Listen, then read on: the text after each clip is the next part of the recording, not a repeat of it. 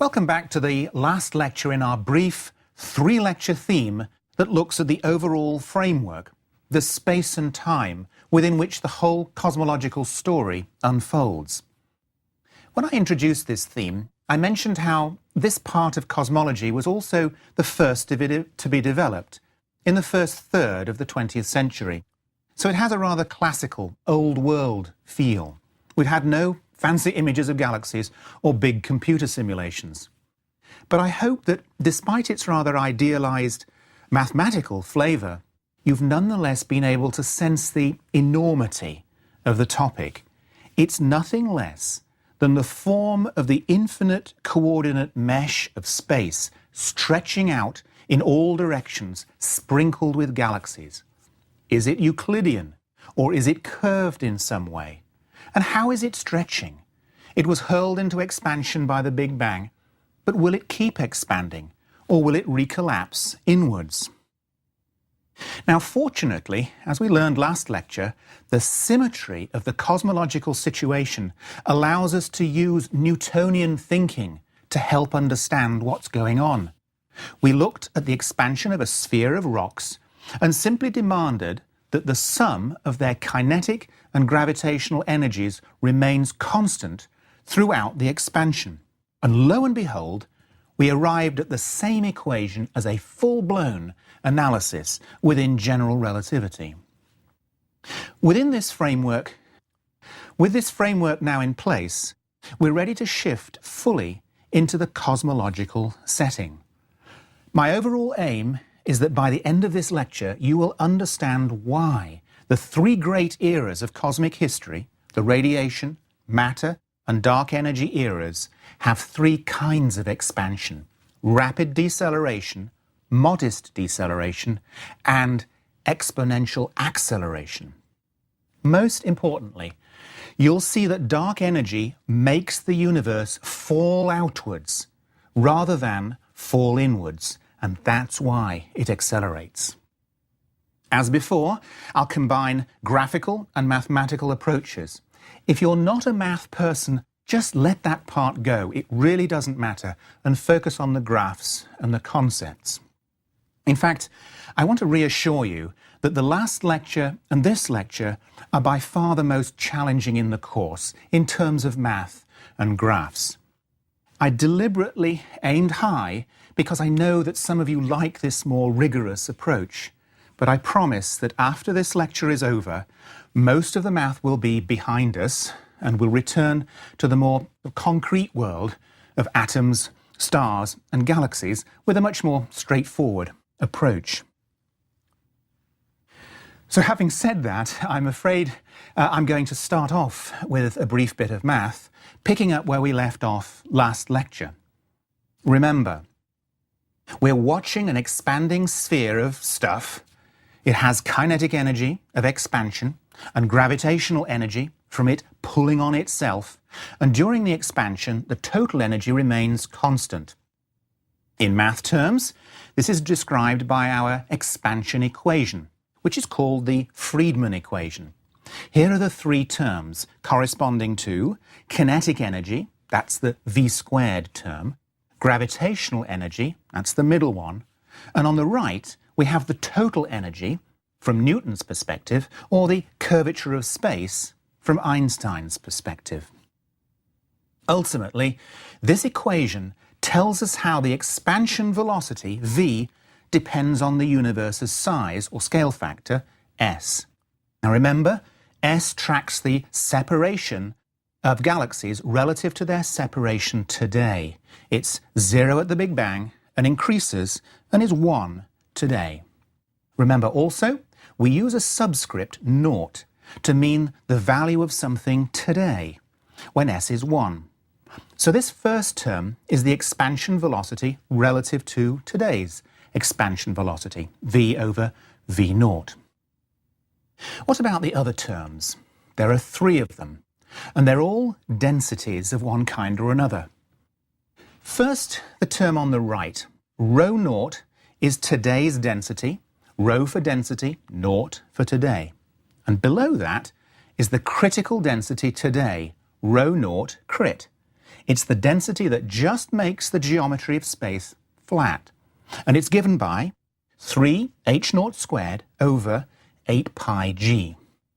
Now remember, when we have a ratio of a density to a critical density, cosmologists often rewrite that using the symbol omega. So the right-hand side is just 1 minus omega naught. Now let's look at the middle term. It has a simple rho in it, the density at any particular stage in the expansion, not just today. So it drops as the universe expands. This is by far the most important term because, as we'll see in a minute, exactly how the density drops determines how the expansion changes over time. For example, whether it decelerates or accelerates. So let's look at this term in more detail. Here's a spherical region in our universe. It contains 3 components: matter, that's actually atomic plus dark matter; radiation, that's both photons and neutrinos; and dark energy, which we're viewing as the energy of empty space. It's a vacuum energy. To find each component's density, we simply add up however much there is in the sphere and then divide by the sphere's volume. Remember, density is mass over volume. Now, although we commonly think of both radiation and vacuum energies as energies, remember, energy and mass are essentially the same thing, so they both produce gravity. So we simply divide the energy by c squared to get its equivalent mass. So the total density is the sum of these 3 densities, rho tot equals rho matter plus rho radiation plus rho vacuum. The critical question is, how do these 3 densities change as the expansion proceeds? Here's the situation. Today, the scale factor is 1, and the component densities are rho m naught, rho r naught, and rho v naught. At some later time, the scale factor is s, so the sphere's radius is bigger by a factor s. So its volume is bigger by a factor s cubed, and the densities have changed. They're now rho m, rho r, and rho v. There's no naught. Now what happens to the 3 densities depends on which one we're talking about. And let's take matter first. The total amount of matter hasn't changed. Within the sphere, no atoms have been created or destroyed. They've just been spread out over the larger volume. So the new density, rho m, is the original density, rho m naught, over s cubed. It's s cubed because the volume has increased by s cubed. What about radiation? The photons have been spread out, just like the atoms, but something else has happened to them. They've been redshifted by the expansion. The waves are stretched, and the energy of each photon has therefore dropped by a factor s.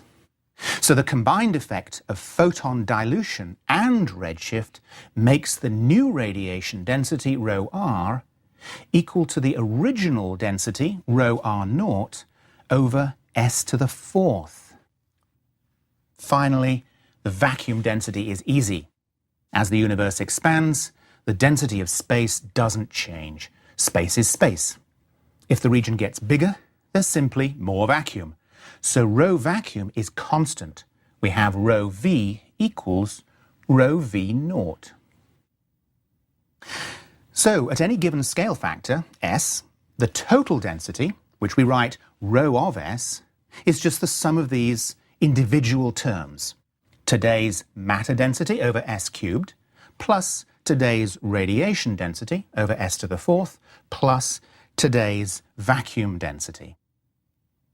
Okay, one last step.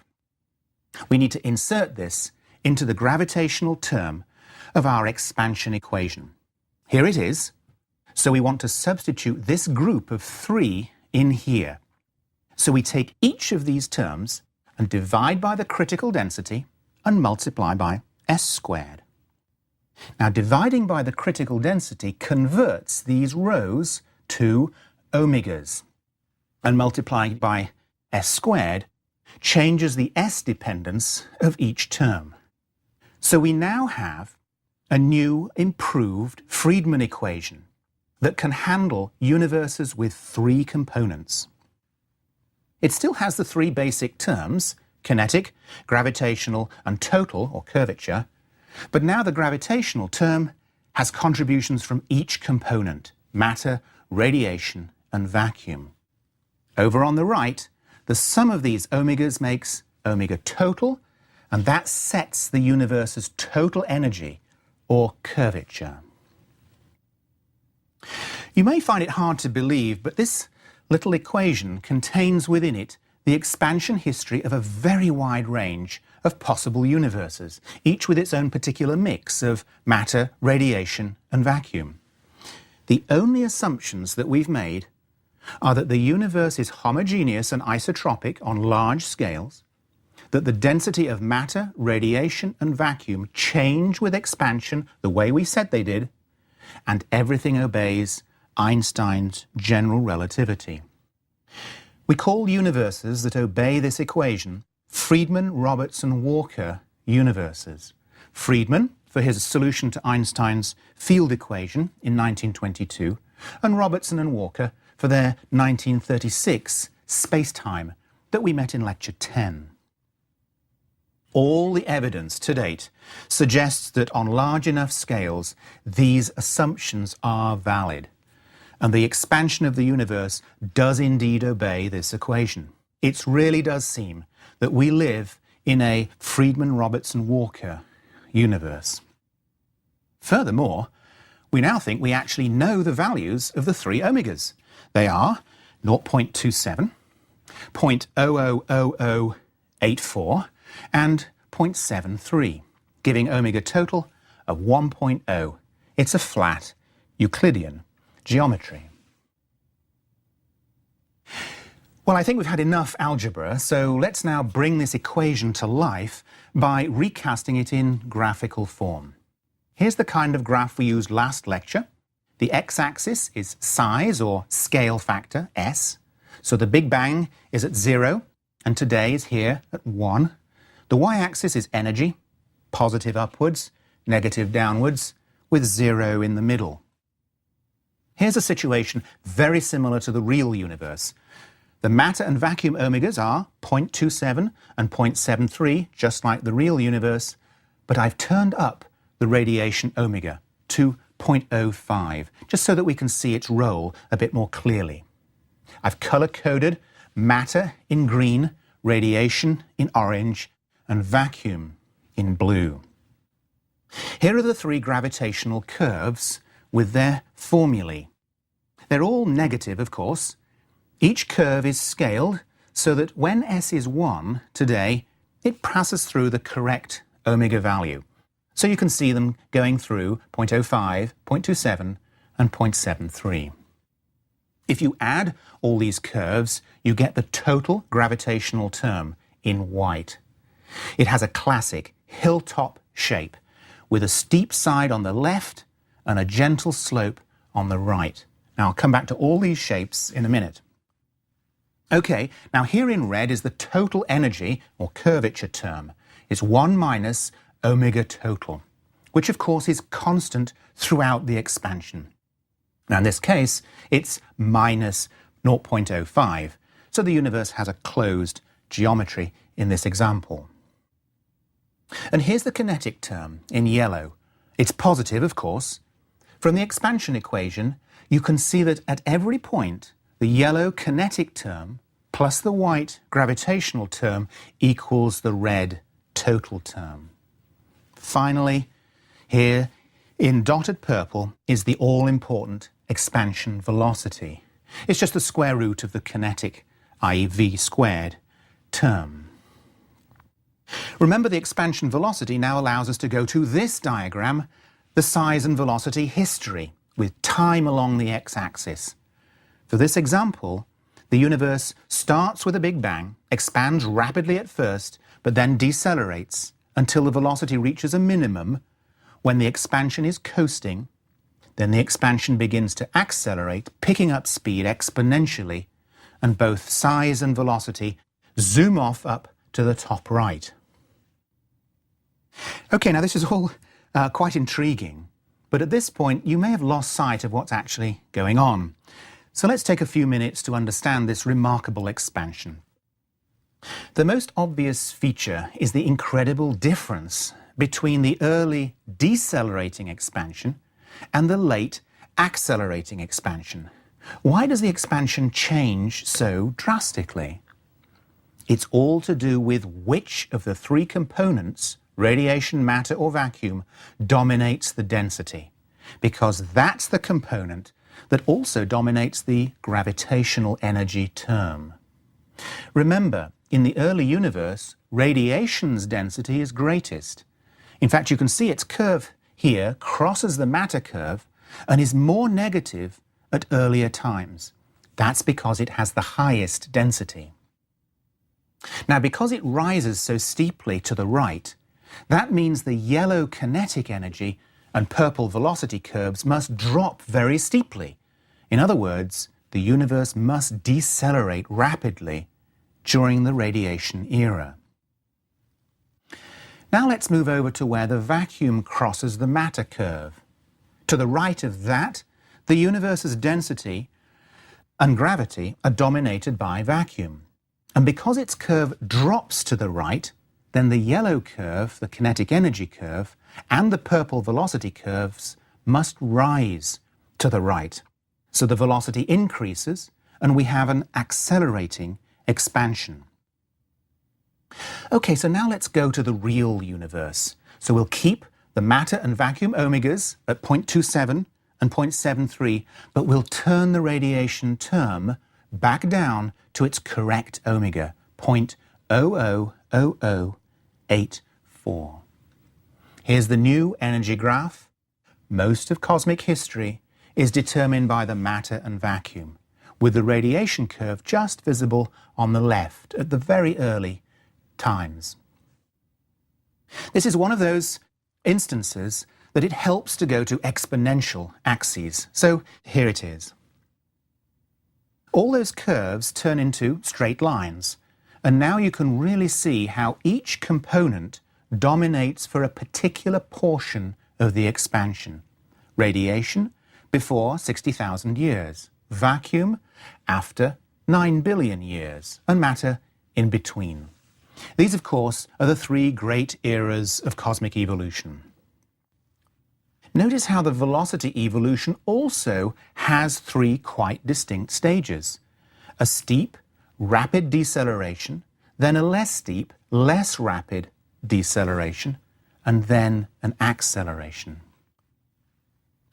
Let's now go to our size and velocity history curves, first using linear axes.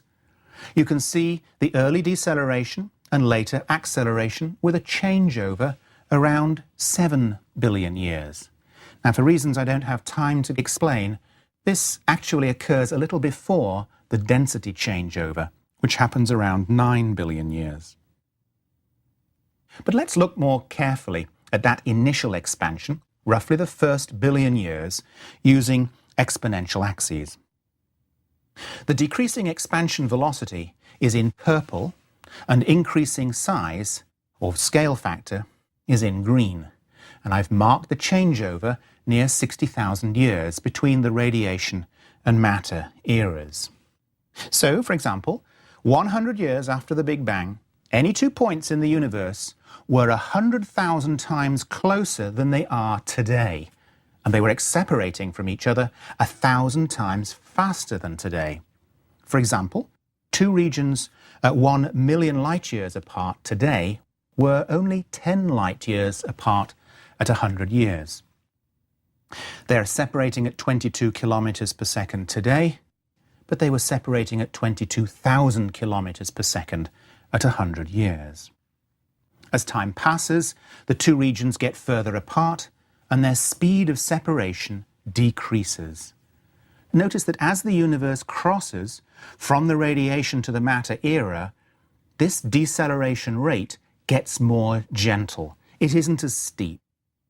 As a result, the separation grows a little faster, so the green line bends up. Now, in math terms, during the radiation era, the scale factor grows proportional to the square root of time. So that's time to the half power. While in the matter era, the scale factor grows proportional to time to the 2/3 power. Now, here's an interesting property of this early period of expansion. Notice that as you go closer and closer to the Big Bang, to the left, S, the scale factor, obviously gets closer and closer to 0. But the expansion velocity gets higher and higher, and at the Big Bang itself, the expansion is infinitely fast. This is a rather remarkable feature of universes that begin dominated by radiation. And it'll play a crucial role in Theme 7 when we try to understand how inflation fits into these very early times. Now let's take a look at the most interesting phenomena here, the vacuum's amazing ability to drive an accelerating expansion. Back with our energy curves, we're looking at the right-hand side where the vacuum's gravitational energy is dropping to the right. So the kinetic term must rise to the right, so the velocity must also rise, so the expansion accelerates. This is a fascinating behaviour, but it's one thing to follow these curves, it's quite another to understand it intuitively, what's going on. And we should spend a few minutes just trying to do that. What we need to do is to look carefully at what it means to say something is falling. See, here on Earth, when I let go of an object, it falls. It gets closer to the Earth. Why is that? It's because things always try to move to a location of lower energy. By getting closer to the Earth, the gravitational field of the apple and the Earth are more enmeshed. If the object is lower, this energy of interaction is larger and more negative. In a sense, that's what lower means, the direction towards which things move. Now, let's look at a sphere with a rock at its edge.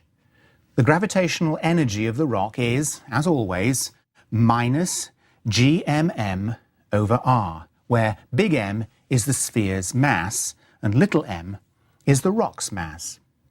Now focus on the rock and consider moving it and the surface of the sphere to larger r. What happens to the gravitational energy? Now, if the sphere contains matter, then the sphere's mass doesn't change. R, however, is bigger, so looking at the equation for the gravitational energy, we find it gets less negative.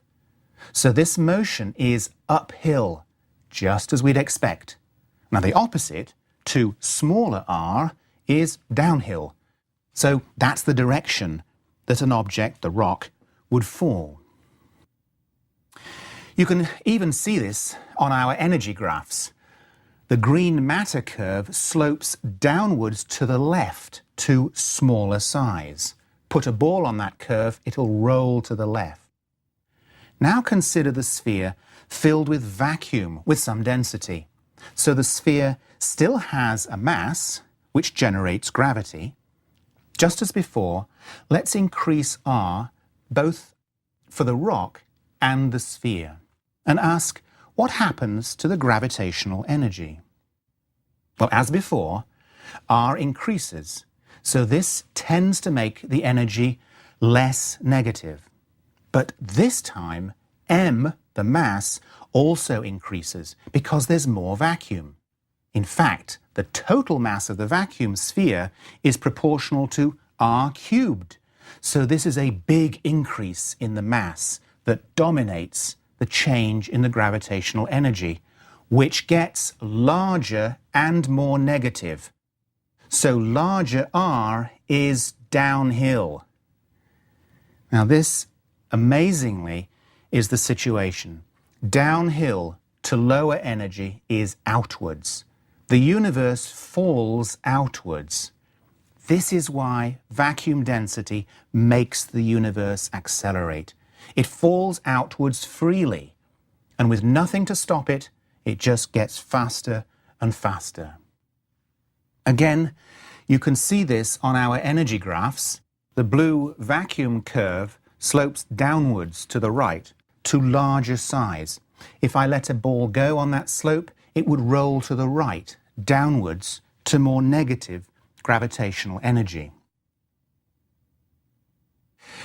Now, so far so good, but there is one extremely important part of the story I've omitted, and indeed you may already be puzzled over it. When our sphere expanded, we have more vacuum here, in this shell. But vacuum has mass and energy. Where's that energy come from? You can't just create it out of nothing any more than you could create this podium out of nothing. The answer is that the gravitational energy liberated by falling outwards is enough to create this extra vacuum as well. Bingo! We have a self-generating, self-sustaining expansion. You see, when space actually weighs something, then it doesn't just fall outwards, making things accelerate. The gravitational energy liberated from this falling actually creates more space, the very space into which it's falling. And with nothing to stop it, the expansion could, in principle, go on indefinitely, making a bigger and bigger universe filled with more and more vacuum. When you first grasp this accelerating, self-generating mechanism, you can't fail to be stunned by its economy and beauty. But in fact, the story gets even better. See, although I've built this discussion around today's gently accelerating old universe with its very low density vacuum, this is the very same mechanism that is thought to drive a staggeringly rapid inflation of the very young universe using a much denser vacuum.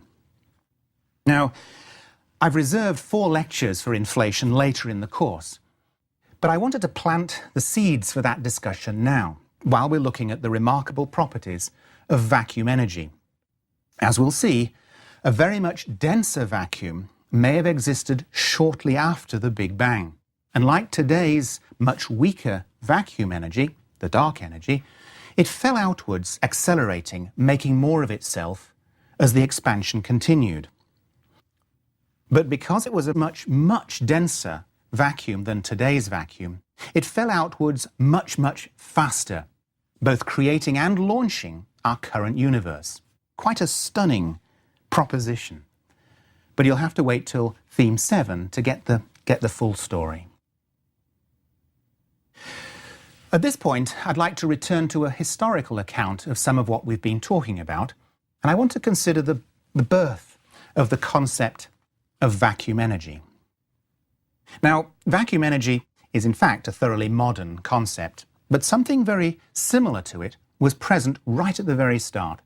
You see, when Einstein first tried to apply his theory of general relativity to the whole universe in 1917, he looked for a static solution. After all, at that time, the universe seemed vast and old and motionless. But just as your own intuition would tell you, a universe with just matter can't be static. It tends to collapse in under its own gravity. So he looked hard at his equation.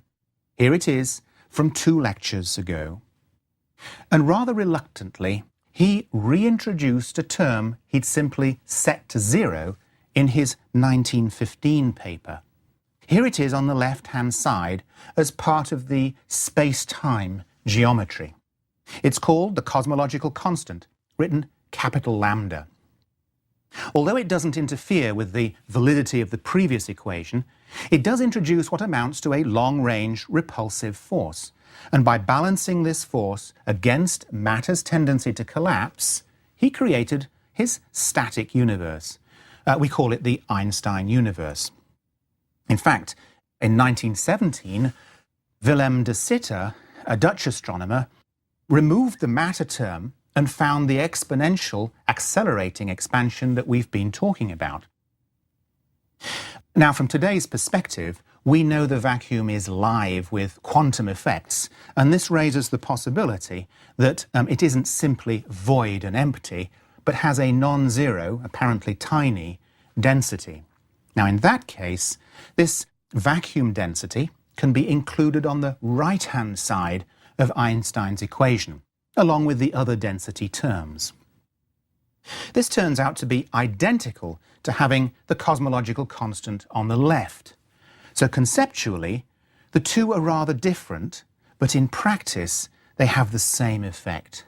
So one might say, today's vacuum energy has grown out of yesterday's cosmological constant.